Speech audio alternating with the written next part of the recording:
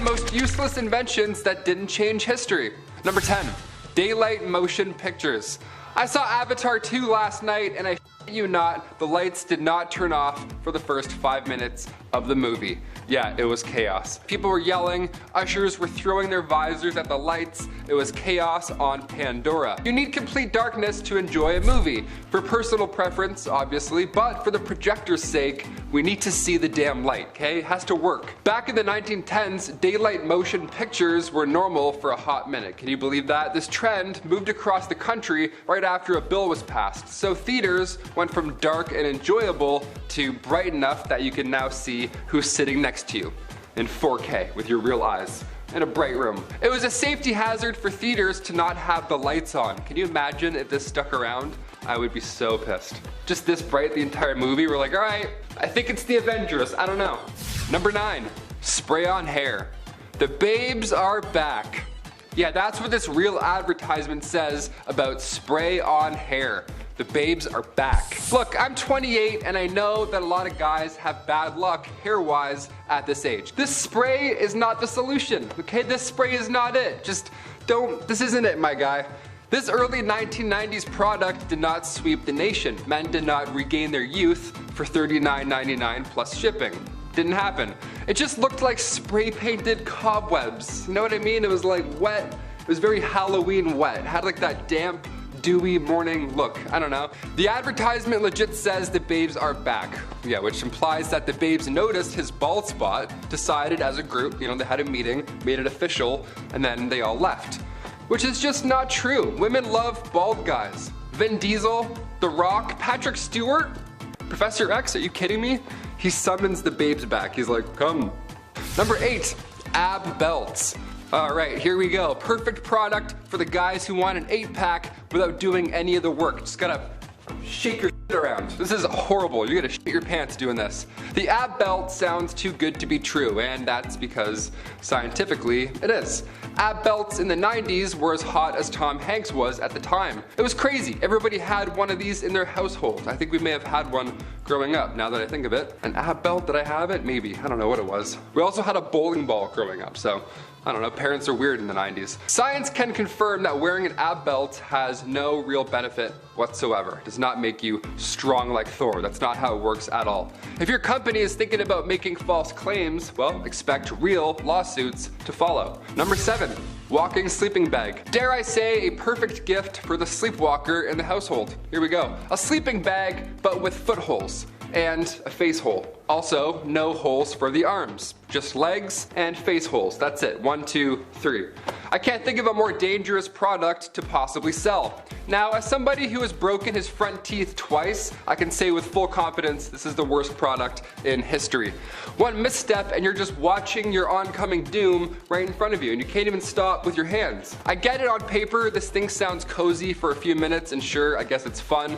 But what about when you can't find the zipper inside? Then what? Now you're David Copperfield and you're trying to escape death. I hate sleeping bags in general. Do you sleep in sleeping bags? I hope not. If so, get out. I don't know, get a blanket. I don't know, I put myself into a hole. Number 6, portable record players. Remember when iPods came out and it was like 1,000 songs in your pocket? That was a big deal. That actually changed the game.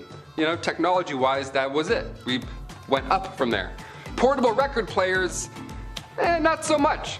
That's like 8 songs in your pocket. That's really nothing in comparison right there. Back in the 80s, right before cassette players and Walkmans hit the street, this was the only way to listen to music on the go. That would really suck. That's horrible. That's like a really hot period of time there. And it looks so silly too, obviously. The thing's so big.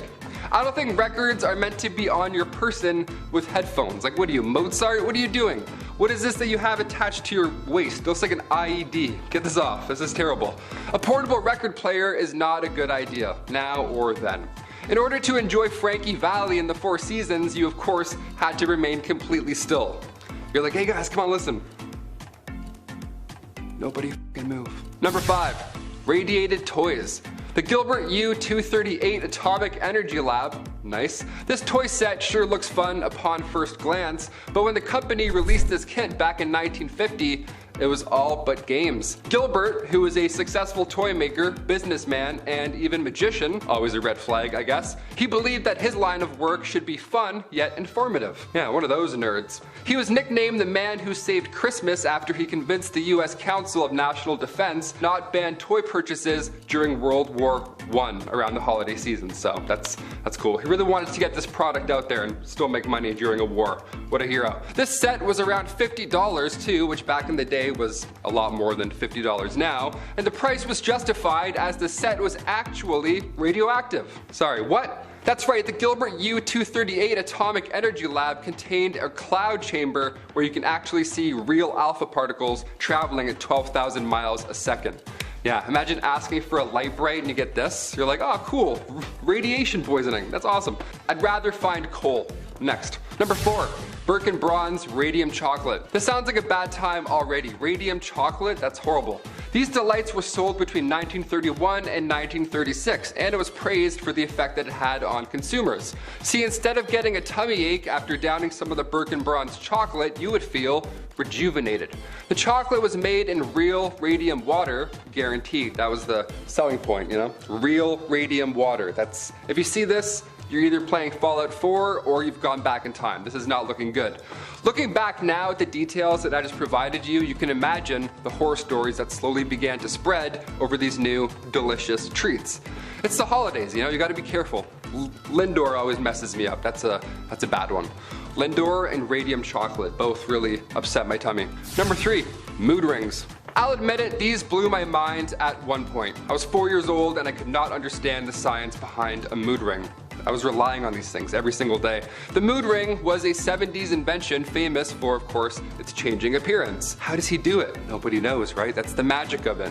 Joshua Reynolds and Maris Ambatz were the moody masterminds behind the whole fad. And in 1995, the pair sold 40 million rings in only a few months. Yeah, what colors are angry again? Because I'm very that color right now, just hearing that fact. Number 2. Spring spokes. There's winter tires and then there's spring tires. Here we go. This is, one of them works, one of them doesn't. Back in 1905, which didn't even know there was cars back then, automobile manufacturers tried to create spring spoke wheels to make your commute a lot smoother, right? If you live downtown Toronto, here you go. This is gonna save your day. You would hit a rock and then go boing, and then all of a sudden you would be at work. Sounds perfect. Sounds like not a hazard at all. This of course didn't last in history. We don't have these at all outside today, thankfully. Wheels were breaking under pressure. They were wobbly, which is certainly the last thing you want while you're driving to work, I assume. I don't have a car, commute kid. Spinners are sick. You want to jazz up your ride, grab some spinners, throw those on your Jeep, you're good. You see any spring wheels? Just keep moving. And finally, number 1, earthquake machine. Nikola Tesla. Of course, I have to save an invention of his for number 1. This man knew a thing or two about electricity, and legend has it he made a steam-powered machine that could actually cause small earthquakes. Yeah, sounds like a supervillain, but okay, science, I guess. Tesla's electromechanical oscillator, or earthquake machine as I call it because it's a little easier. Legend has it, it actually caused a small earthquake in 1898 in New York. Yeah, in New York too, that's like an Avengers level threat right there. Now, Nikola Tesla told this at his 79th birthday party, according to his biographer. So there's no science that support these claims, therefore, was it real? Probably not, but it's kind of fun to think about, right? The vibrations on this machine was basically a massive taser, and it caused your muscles to clench up. And, you know, ergo, things would leave your body after you'd clench, so yeah. Nikola Tesla, was he a supervillain? Comment down below. Sounds